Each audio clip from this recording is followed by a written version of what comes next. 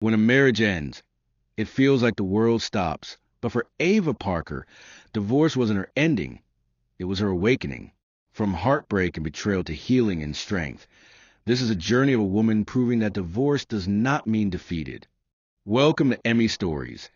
Don't forget to subscribe and hit the notification bell for more powerful stories. The papers are signed on a rainy Tuesday, the kind of gray afternoon that makes the world feel quiet and heavy. Ava Parker steps out of the courthouse with an umbrella that keeps folding the wind, and the narrator's voice, steady and clear, tells you this. Sometimes the worst day of your life is also the moment you finally get your life back.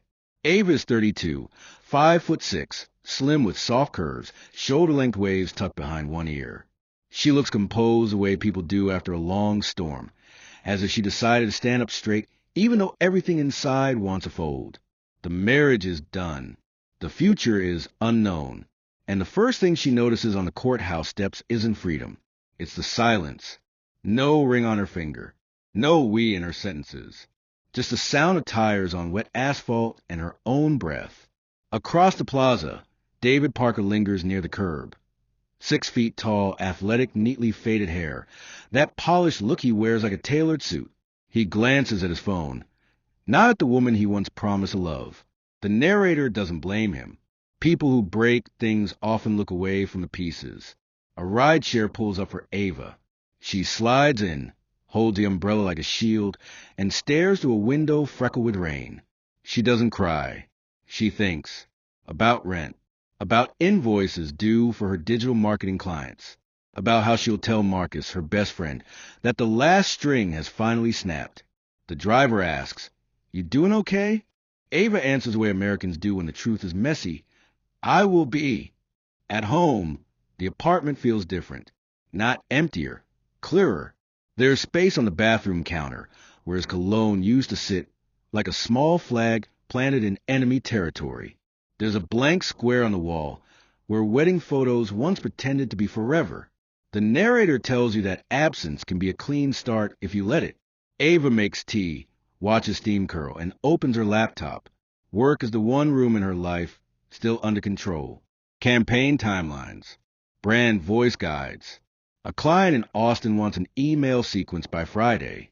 She can do that. She can do a lot of things. She just has to do them without a we. Her phone buzzes. Marcus Hill. 5'10", lean and casually fit. Curly hair that never fully sits still. Sends a text. "How'd it go?" "You good." Ava stares at the bubbles as he types. Another message. "Say the word. I'll bring tacos." She smiles at the screen. The narrator notes the way certain people show up like streetlights, automatic, dependable, without asking for thanks. Ava types back, "Tacos sound perfect." When Marcus arrives, he doesn't say sorry. He says, "I'm proud of you." Then he hands her salsa like it's a medal. They eat on the floor. It feels high school and holy at the same time. He cracks a joke about David's habit of scheduling feelings between 2:15 and 2:20 p.m., and Ava laughs in a way that surprises her. Laughter lives here. The narrator says, "It never left. It was just quiet." Later, the apartment calms. Ava scrolls through social media and stops on a glossy post. Olivia Reynolds, tall, sleek, blonde hair ironed straight as a runway, has tagged David at a downtown launch party. The caption reads, "New chapters are beautiful." The narrator tells you that some people love to announce their happiness like fireworks. But fireworks are loud and brief, and the smoke lingers longer than the sparkle. Ava puts the phone face down. The ache is real. The story is not over.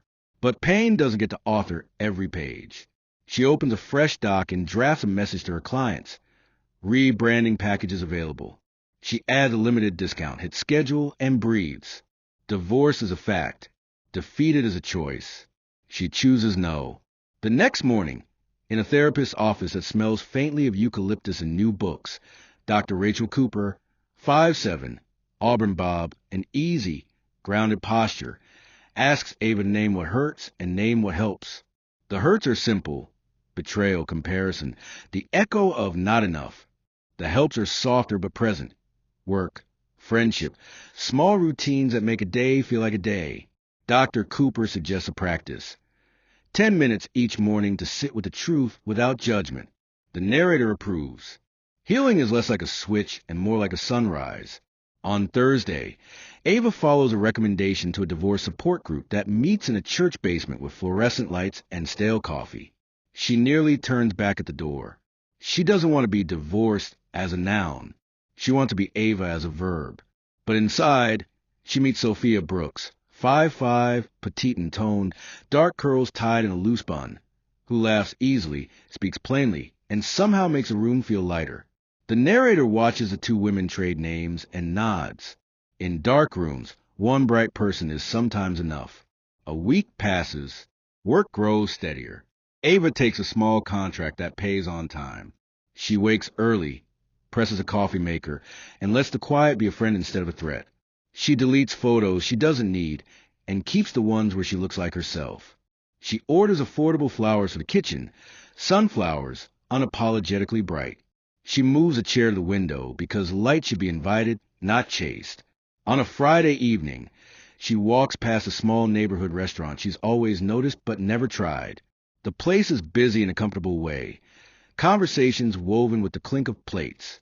A man behind the counter, tall with a strong, broad-chested build and short black hair kissed with gray at the temples, offers a warm hello. This is James Carter, though she doesn't know that yet.